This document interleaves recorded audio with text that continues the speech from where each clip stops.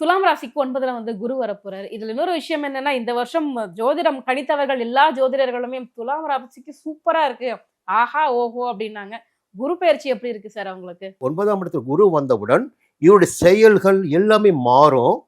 Support கிடைக்க ஆரம்பிக்கும். நேற்று வரை உதாசீனம் செய்தவங்க பூரா இவங்களை பார்த்து பிரமிக்க வைக்கிடக்கூடிய நிலை ஏற்படும்.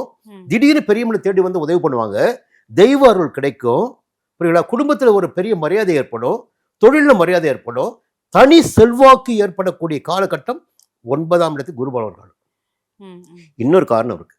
என்ன காரணம்னா, குரு பார்வை 9ஆம் இடத்தை சஞ்சரிக்கின்ற போது 5ஆம் பார்வையாக இந்த ராசியை பார்க்கிறார். இப்ப குரு பகவான் பார்வை எப்பொழுது ஒரு ராசிக்கு ஏற்படுகிறதோ, ஒரு ராசினருக்கு ஏற்படுகிறதோ, அந்த காலகட்டம் மிக மிக சுபிட்சமான காலகட்டமாக அந்த ராசினருக்கு இருக்கு. நீங்க என்ன வேணா கஷ்டப்படுங்க, வாழ்க்கையில மதிக்கப்படக்கூடாத நபரை இருங்க, யாருமே மதிக்கிறதில்லை. ஆனால் குரு பார்வை பட்டுருச்சிங்க. இப்போ ஒரு பெரிய சுபிட்சமான நிலை வந்து இந்த காலகட்டம் தான் துலாம் ராசினர். புரியுங்களா? தைரியம், துணிச்சல், செல்வாக்கு, எதிர்பார்த்த பதவி, அரசியல்வாதிகளாக இருந்தால் முன்னேற்றம், ஒரு புதிய பதவி, வேலையில் இருந்த பிரச்சனை போயிடும். புரியுங்களா?